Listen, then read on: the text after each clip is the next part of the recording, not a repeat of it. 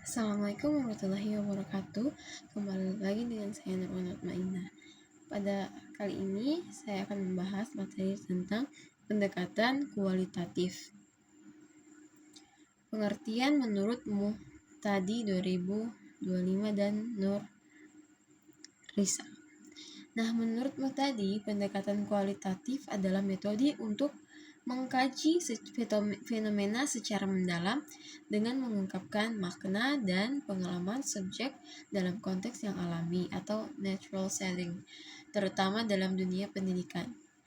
Nurisa juga mempertegas bahwa metode ini sama sekali tidak menggunakan model matematika atau hitungan statistik. Fokus utamanya yaitu adalah menangkap esensi deskriptif di balik tindakan manusia. Oleh karena itu, dalam menulis bagian ini, peneliti wajib menjabarkan alasan logis pemilihan metode tersebut. Nah, syarat utamanya adalah penulisan harus menunjukkan bahwa analisis dilakukan secara induktif, bergerak dari fakta spesifik di lapangan menuju kesimpulan umum, bukan membuktikan teori yang kaku sejak awal. Selanjutnya yaitu konteks operasional, lokasi, dan waktu penelitian.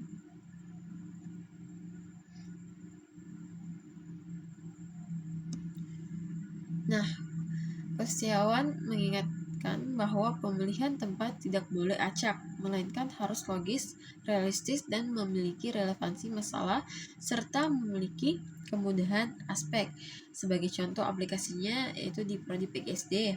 Nah, penelitian dirancang untuk dilaksanakan di SDN 2 Bandangan, Desa Bandangan, Kecamatan Dampar Utara, Kabupaten Toli. Nah, alasan pemilihan sekolah ini adalah kesesuaian karakteristik dengan fokus masalah yang dikaji. Sementara itu, rentang waktu pengumpulan data dibatasi dari Januari sampai Maret 2026. Nah, jadwal ini dirancang secara terperinci mencakup tahapan persiapan, turun lapangan untuk wawancara dan observasi, hingga penyusunan laporan akhir agar riset selesai tepat waktu. Selanjutnya yaitu menetapkan sasaran, subjek, dan objek penelitian. Nah, seringkali kita tertukar antara subjek dan objek. Nah, berdasarkan pandangan ahli, subjek penelitian adalah individu atau aktor sosial yang berada di latar penelitian untuk memberikan informasi secara langsung.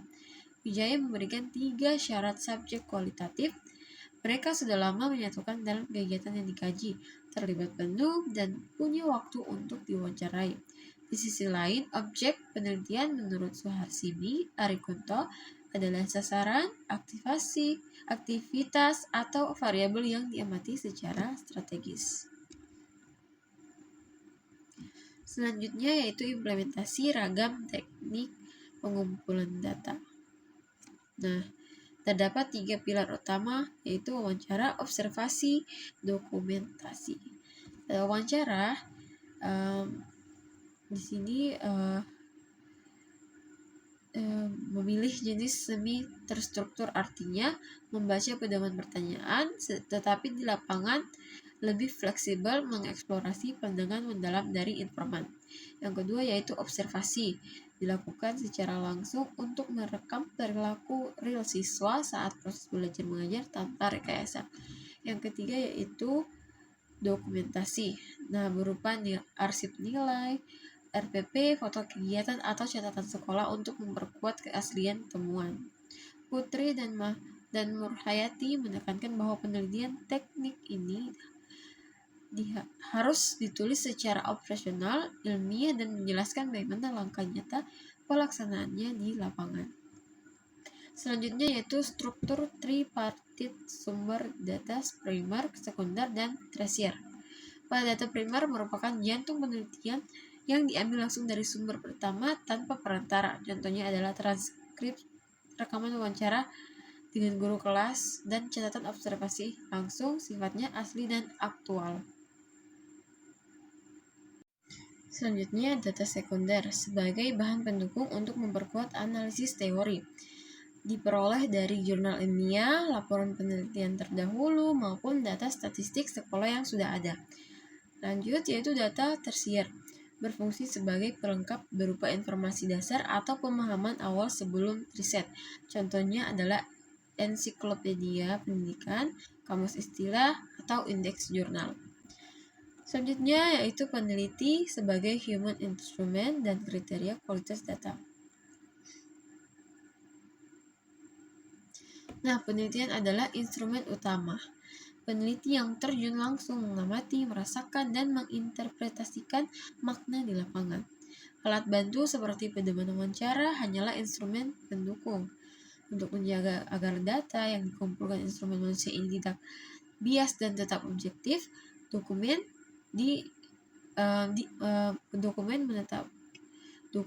ditetapkan 4 kriteria kualitas ilmiah: kredibilitas atau validasi internal, dependabilitas untuk menguji konsistensi proses riset, konfirmabilitas demi menjaga objektivitas hasil, dan transferabilitas agar hasil studi ini bisa dipelajari atau diterapkan pada konteks situasi sosial yang mirip.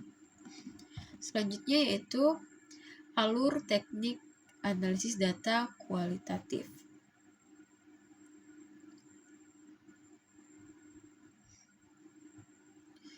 Nah, mari kita bedah bagian yang paling membutuhkan ketelitian, yaitu teknik analisis data. Dengan menggabungkan teori Sugiono dan Ulber Silalahi, analisis kualitatif bersifat interaktif dan berlangsung terus-menerus hingga mencapai kejenuhan data. Ada 3 tahapan utama. Yang pertama, reduksi data, yaitu proses menyaring, memilih, merangkum, dan mengorganisasi data mentah yang berserakan agar relevan dengan fokus masalah. Yang kedua yaitu menyajikan data, menyusun kumpulan informasi yang sudah direduksi ke dalam struktur yang rapi agar polanya mudah dibaca. Dan yang ketiga yaitu verifikasi data, proses pembuktian kebenaran data di lapangan dengan mengujinya lewat fakta empiris menggunakan teknik seperti triangulasi sumber atau member check ke informan. Sesuai kaidah akademik, landasan teori analisis yang digunakan wajib menggunakan referensi terpercaya dan mutakhir dalam rentang waktu 5 tahun terakhir. Ragam selanjutnya yaitu ragam visualisasi dalam penyajian data.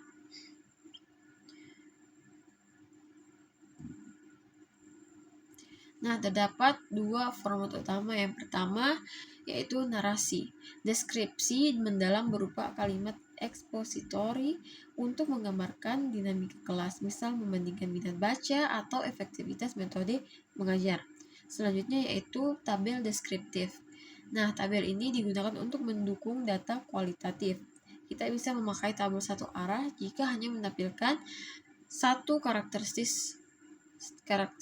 subjek.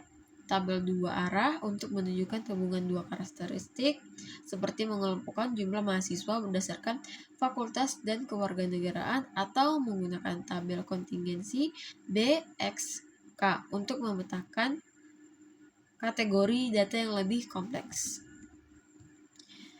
Nah, baik, itu saja mungkin yang dapat saya sampaikan tentang metode kualitatif atau pendekatan kualitatif. Jika ada kurang, mohon dimaafkan. Wassalamualaikum warahmatullahi wabarakatuh.